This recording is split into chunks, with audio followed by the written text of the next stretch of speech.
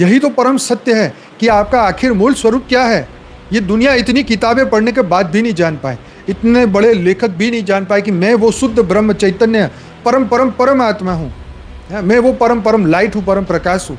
उसके बारे में कोई नहीं जान पाया। तो महत्वपूर्ण बात यह है कि ये परम सत्य की शक्ति जो है ये सब लोग नहीं जानते।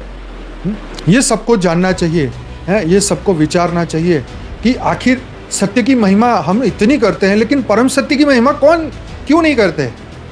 उस परम सत्य की महिमा करनी चाहिए, उस परम सत्य को जीना चाहिए, उस परम सत्य को जानना चाहिए। अगर उस परम सत्य, परम तत्व, परम परम परम को नहीं जान पाए तो ये सत्य कितनी देर टिकेगा, मुझे बताओ।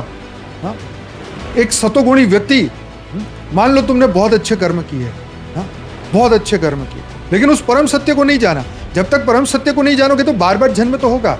अब आपकी अच्छे सतोगुण के कारण आपका अच्छा जन्म तो हो गया, लेकिन जन्म से ही आपको ऐसे तमोगुणी खानदान मिल गया, हाँ, जहाँ सुबह उठ के बकरे फाड़ रहे हैं, वहाँ पे जानवर खा रहे हैं, वहाँ पर आपको ऐसा आपको संगत मिल गई, आपके कोई ना कोई ऐसे कर्म बंधन प्रारब्ध ऐसा अटक गया होगा कहीं, तो तुम सत्य कितने दिन रहेगा तुम्हारा, सोचो। अगर तुम्हारी संगत भी गलत हो गई ना तो तुम कितने दिन सत्य बने रहोगे, सोचो। ये सोचने वाली बात है। अगर तुम्हारी संगति गलत रही तो तुम नहीं रह सकते, हाँ, तुम सत्य जीवन नहीं रह सकते, ये पक्की बात है। तो तुम सत्य ही नहीं रहोगे तो परम सत्य को कैसे पाओगे। तो परम सत्य को पाने का पुरुषार्थ है, ज्ञान तुम्हारी मदद करता है। सत्य सत्य सत्य बहुत जरूरी है, ये तो प्राइमरी है, बेसिक, ये तो आत्मा का एक गुण है सत्य। लेकिन जो परम सत्य है वो तो स्वरूप है, ये गुण नहीं, वो तो स्वरूप है। लेकिन परम सत्य तक बुद्धि जाती क्यों नहीं। इतनी किताबें सुनने के बाद, इतने महान दार्शनिकों पढ़ने के बाद भी उस परम सत्य परमात्मा को पाने की इच्छा अंदर आती क्यों नहीं। कारण क्या है, कहाँ रुकावट है, कहाँ बंधन है, कहाँ मन फंसा है, किसने रोका है, किसने टोका है।